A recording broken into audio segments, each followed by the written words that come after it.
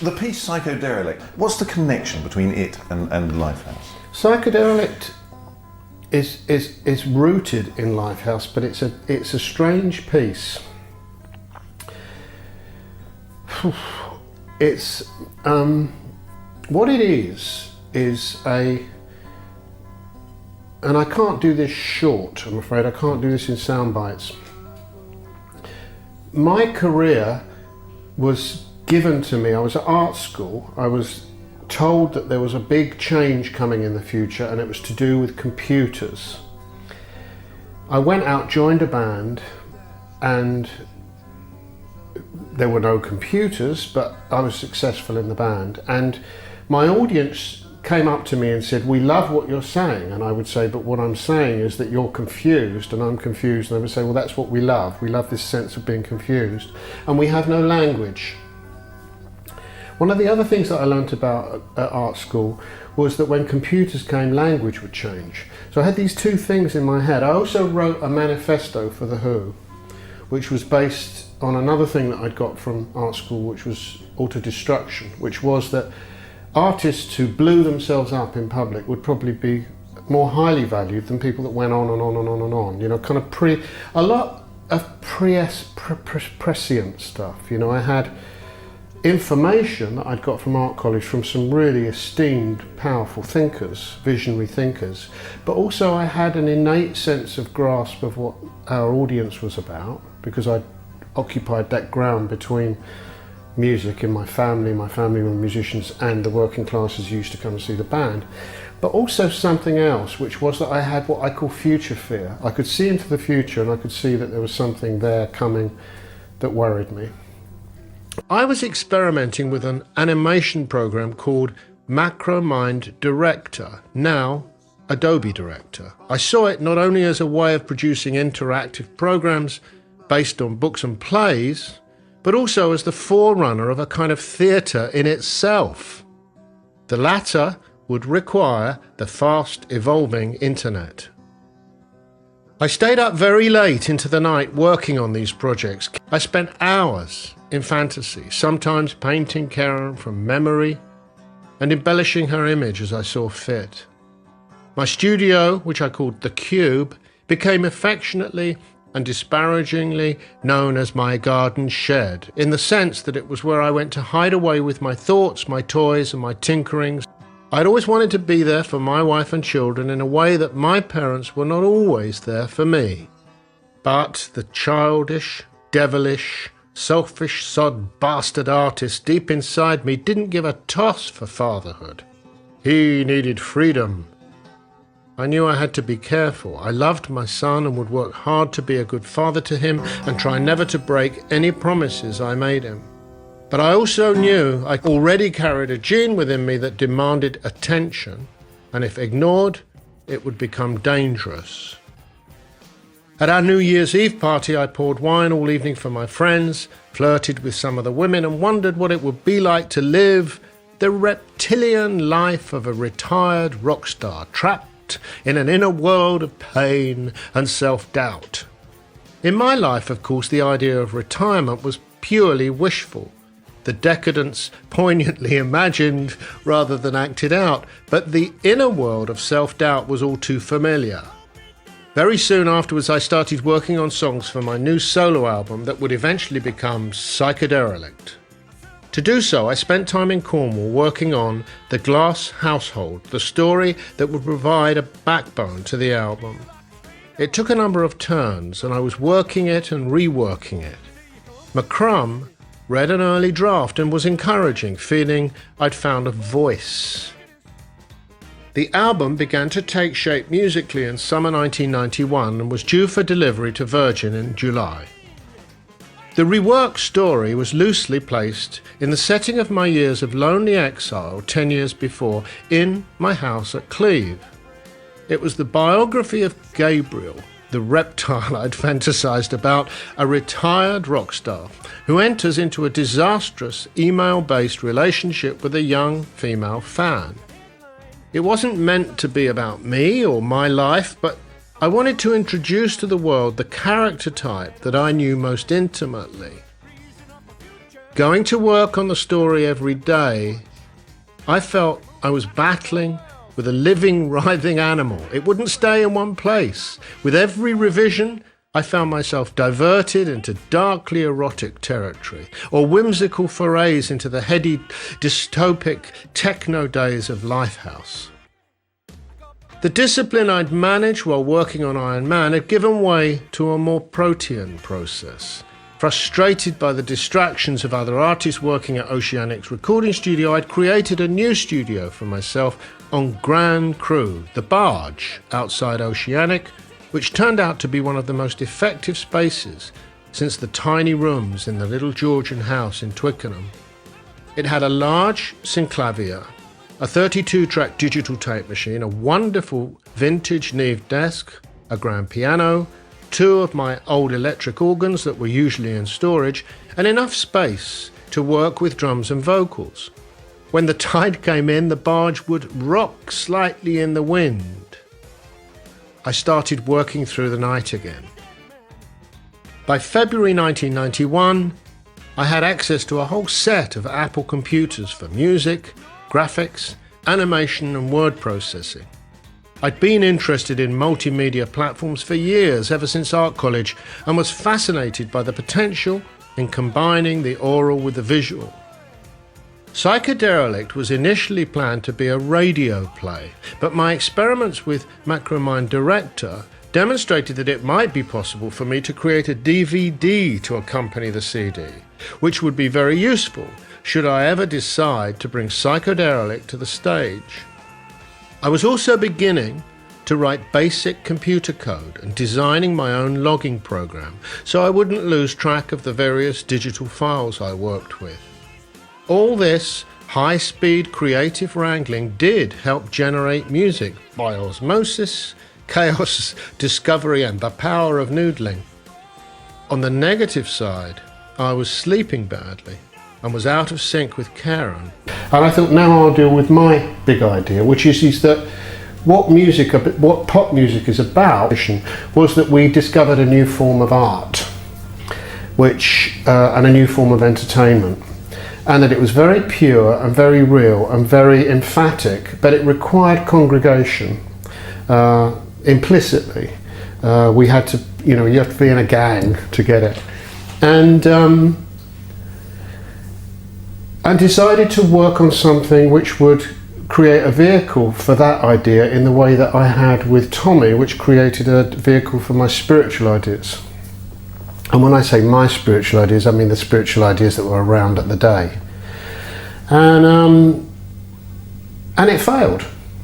It just failed. It was too ambitious, it was dangerous, it was incredibly stimulating and exciting though to go through it, but it was a huge humiliation for me. And so then we move on, and around the time that I started to work on Psychoderelict, I'd had a period of maybe 20 years, 18 years certainly, where I had been out of the Who and left the music behind. I'd been working at Faber & Faber as an editor. I'd learned how to structure books and blah, blah, blah, blah, blah. And suddenly Tommy was on Broadway. I was making a load of money. I thought maybe now's the time I can do 2 things. I can have a look again at Psychoderelict, at Lifehouse, and maybe I can also talk about what happened to me in that frame and what happened to people like me in that frame. So Psychoderelict is a story about what I went through when I did it, but also about the aftermath. But it also, again, like Lifehouse, looks into the future. And what's so peculiar about Psychoderelict when you listen to it now is that in it I predict my own demise. I was arrested in 2003, early, allegedly as a paedophile consumer on the internet of child pornography, when in actual fact what I was involved in was a campaign to bring what was going on the internet to public attention. The bleak themes of the glass household, of depravity, solipsism, retirement, disappearance, privacy, loneliness, alienation, weren't new ones for me. However, this fictional scenario that I wrote in March 1991 would have a creepy parallel with real events in my life a decade later. In the story, the rock star's redemption from isolation was triggered by an investigative journalist who intercepted his email and set him up to look like a paedophile. Faced with this devastating attack on his character, the rock star was forced to engage the larger world and fight. In real life, it would be through the work of one particular investigative journalist that I would manage to achieve some kind of closure after being similarly accused. Probably the most powerful song I had ready by spring 1991 was Don't Try to Make Me Real. The use of the word real here was loaded. My rock star hero was trying to resist being brought down from the heady clouds of celebrity into the kangaroo court of tabloid journalism. Make me of clay, make me of steel, but whatever you do, don't try to make me real. Make me your dream, a secretive deal, but don't ever scheme to try to make me real. In 1985, I did a lecture at the Royal College of Art where I did a weird lecture, very weird, where I talked about music downloading being inevitable. Remember that the guy that invented the software, Surf, his name is, C-E-R-F, for the modems that we now use to link us to the internet, the actual way that we turn data into language, that stuff wasn't really available until 1986. The first modems came out of Silicon Valley in 86. So again, I was a bit ahead of my time. I was sitting in this thing, I was saying, there's going to be music downloading, you'll be able to pick up the telephone and music will come and it'll appear on your computer in your room, and I said, but the other thing that will happen is that with it will come a piece of despicable, foul pornography, and you'll open the box and there it will be, your child being buggered by some blah blah blah. Anyway, shocking thing. A load of people got up and walked out. A couple of them came back later and they said, this is ridiculous, there'll never be anything like music downloading. Why would anybody want music without record sleeves? We're artists, we want to do it. But also I realised that I'd gone too far. So when I kind of came back to this subject in 93, Karen bought a timeshare for a house on Tresco in Cornwall for August, and I decided to sail there. On Friday the 13th, after an exhilarating day of sailing, I went ashore, rented a push bike, and cycled off to the cottage on the opposite side of the island. High from the holiday, holding a VHF portable radio, careering downhill, I hit a pothole and went over the handlebars, scraping along the rough concrete, ripping the skin off my shoulder. As I came to a halt, the bike smashed into my right arm near the wrist. I'd never broken a limb before, but I knew what had happened was serious. A helicopter took me to Truro Hospital where I was given a powerful sedative, but my operation was postponed. By the time my surgeon got to me, it was nearly 3 a.m. He crossed his fingers about what he might be able to do. He did tell me he couldn't afford to wait another day. The damage to my wrist was very bad. To strum a guitar, the palm is vertical. To accept change, the palm is horizontal. So which did I want? He said it was either or. I decided to have my wrist set so that I could play the guitar. I'd have to have someone pass the hat if I ever needed to ask my audiences for change. For a month I had all kinds of stainless steel wires and splints to immobilise my hand while it healed, and I still have a long titanium plate in my wrist. As for my guitar playing, I cannot flourish flamenco style in quite the way I once could, but in some ways my playing has improved because I work so hard to regain my facility. Looking back, there's a temptation to fly the priestly helicopter very high and imagine an irritated God flicking me off my bike merely to stop me, to bring me to my senses. By November 1991, the pain-killing drugs I was taking were producing huge mood swings. My damaged hand felt like a claw. My forearm felt wooden and heavy. The old rock star has his memory of these great days of rock and roll, but also he has these great days of great ideas, hippie visions, drugs, gurus, enlightenment, craziness, and that anything was possible, and that what he sees as a result of that is a chance to recapture his old glory, shut away in this house in the country. But his managers and the people around him want him to get out on the road and make some money so that they can make some commission, and they set him up using his weakness, which is that his belief that the internet, out there on the internet, out there in Letterland, out there in fanland, there is somebody somewhere who needs him, who wants his wisdom. I can help you. I know secrets that you don't know. But also the possibility that will provide some kind of romantic night. He's a knight on a white horse. He can help the poor, abused children, kind of thing, and that turned out to be kind of like my reality. I was pleased with the way the solo album was turning out, but I couldn't do any more work on it with my hand as it was. I wanted to deliver it to Virgin and be paid, so I played my work in progress to my manager Bill Kirbishley, who felt most of it was pretentious and overly precious. Problem with people that call me pretentious. Never. I don't regard it as an insult. I stood my ground. I felt that once the songs were set against the story, they would sparkle and make more sense, as they almost always did. But Bill could only hear what I was able to play him. Or perhaps he was looking for the punch of another classic Who anthem. With Iron Man, I'd overworked the songs, so they sometimes came across without enough edge and seemed almost lightweight.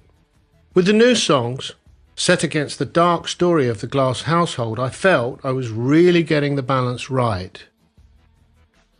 I wouldn't return to Psychoderelict, as I'd started to call it, for about a year, when my Atlantic delivery date required me to cough up. So I decided almost to drop the whole thing. So when I came back to it all, to give it a last stab, it was a process of rediscovery, and I was kind of coming at it as though it was the last thing that I was ever going to do. So I decided to enlist my friend Richard Barnes. I had known Liz Geyer, a friend of Barney's, since 1979. She was very tall, with a deep voice, strident personality, and a wonderfully dry sense of humour. There was no romance between us. I simply couldn't get past her scepticism of me. Now and Then, on the Psychoderelict album, was about our first meeting and was inspired by our unhappy friendship. I'm not even sure she'd ever been a true fan of mine, but something had clicked when we first met, and neither of us had been able to let go. For her, I was hard to forget because I was famous. For me, Liz was just hard to forget, especially for a man who spent a lot of time on his own in a studio feeling lonely. I mean, it's not without its humour. I love the line where the manager says, if you must be introspective, please do it in public. Now, a lot of the really funny lines came from my friend Barney.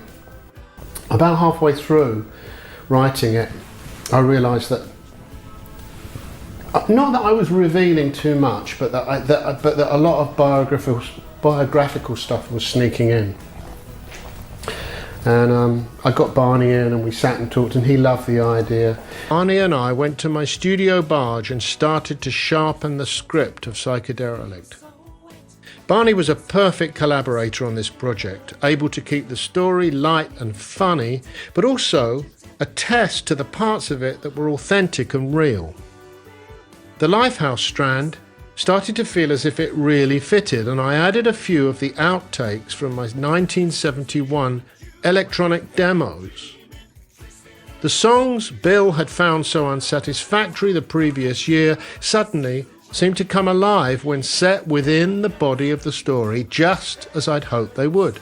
we worked on the script, and he'd go off and he'd come back and he'd have cut out loads. I've cut all this out. In fact, we talk about this. You know, I've cut all this. At one point, we have Ruth Streeting at the end of the play say, you know, he goes, yeah, what happened to the truth? What happened to the dream? What happened to? And she goes, Ray, I've cut all this. You know, kind of. Well, that's what Barney was doing to me. I kind of go, you know, it's amazing. You know, one day there'll be computers. One day we'll be transferring matter, and who knows what happens when the glove comes through your TV set and starts to put its finger up. You know, what's it? And he go, I've cut all that. You know, and lots of his gags too were supplied by his girlfriend. That one about life's a bitch and so am I. That was her saying. Ruth Streeting, my fictional journalist who conspires with Ray's manager to get the aging rock star back on the boards, does so by abusing Ray, not praising him. She knows how best to trigger him with a seductive young fan who sends him a salacious photo. At the moment, he finally, after years of frustration, seems to be cracking his grid life project. This was a transparent dig at my own lingering obsession with Lifehouse. Barney had felt no obligation to dissuade me from parodying myself and other old rockers in this way. As usual, I'd made the mistake of accepting advances from two record companies who, despite their commitment to my broader ambitions, weren't in the business of funding musicals for the stage. They were putting up millions of dollars and wanted successful radio tracks. I'm sure Bill longed for the 1970s when even substandard Who records sold millions. I couldn't blame him for that, even if it wasn't a longing I shared. I delivered the album to Atlantic on the 27th of February. Bearing in mind how unhappy Doug Morris had been with Iron Man, I was delighted when he told me he thought Psychoderelict could be the biggest album of my solo career. The play with music form was new to him, but with Tommy in the neighbourhood and rumours already afoot that the Broadway show could do well, Doug was ready to embrace Psychoderelict. We started putting artwork together for a sleeve and arranged a photo shoot. Psychoderelict was released a week later. I proposed a stage play with songs based on the album and invited Barney to co-direct with Wayne Cilento, the choreographer on Tommy. They were already working with the lighting director Wendell Harrington, who'd done the back projections for Tommy, which was good news. For my show, we were going to rely entirely on the back projections, using a 9-projector system controlled by computer. And the direction is a kind of stylized. I know people hold their look to camera as the camera moves away from them, and there's a definite plan to it all. It was meant to be a workshop. It was meant to be a test. And it went no further than this event. I've never put it on again. Because there were no plans to do any shows in London, I decided to do an acoustic workshop of Psychoderelict for the press and media at the Mayfair Theatre on the 3rd of July. I was up half the night adapting and rehearsing the songs, not all of which translated well for acoustic guitar. The 3 actors from the recording, Jan Ravens as the journalist Ruth Streeting, Lionel Haft as the manager, and John Labanowski as Ray High, read their parts from the script, and afterwards I took questions. It almost worked.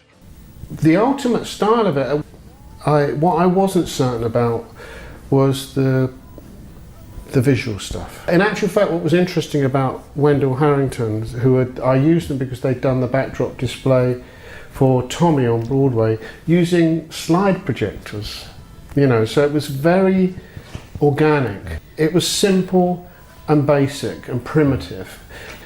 It somehow got lost. It got lost because of the fact that the actors were on the stage and there was quite a lot of cross-pollination.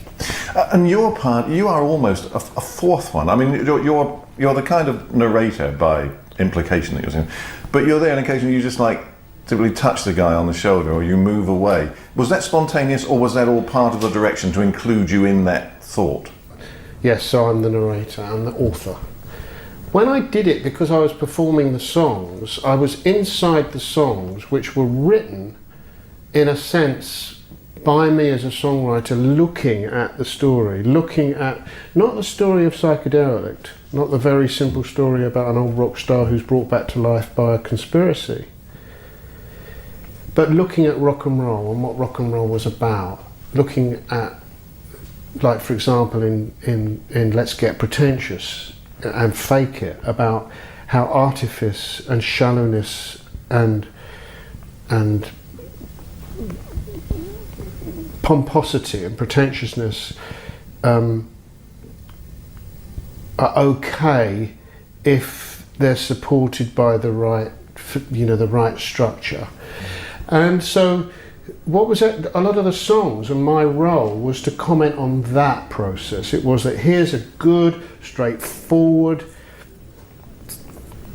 sort of the earth rock star. This is Rick Parfitt meets Ray Davis meets blah blah blah. He's had a big idea. He can't quite pull it off because he's a bit too drunk. He's a bit too rich, but he loves it. He loves the dream, the vision, and he's hearty and he's been successful. My view of it was not contemptuous, but certainly that of a commentator and a narrator.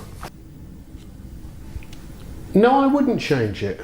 What it is a snapshot, a slice really, between two worlds. And what's interesting about Psychoderelict is that it's about celebrity and about the failure of celebrity, but it's also about the failure of rock and roll, as exemplified by people like me, to live up to its promise and its dreams. The principal promises were, we are inventing something new, a new process which will lead to something higher, which will lead to a change in the world. We didn't change anything.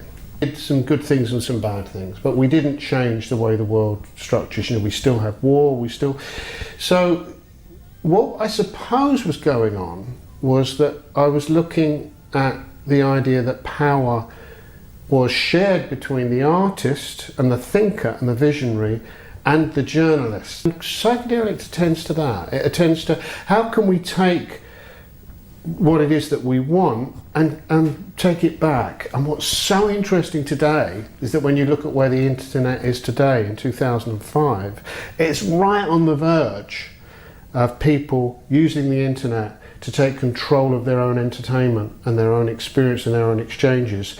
And as soon as they do it, the people that put the sites together and the people that put the systems together sell it for $2.5 billion or $20 billion or $30 billion.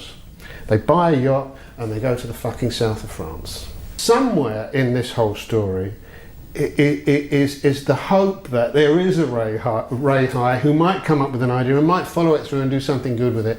So in a sense, the feeling that it was an exercise of power, dreams against, and what happens is that the really powerful one, the journalist, in the end, she wins. She wins. She gets Ray. She can make and break him anyway. What he says at the end, where he says, I knew all along. He didn't really know, but he thinks he knows everything. He has the arrogance of the artist. I know. I can see everything. I can see the future and I can see the past. That's how I function as a writer.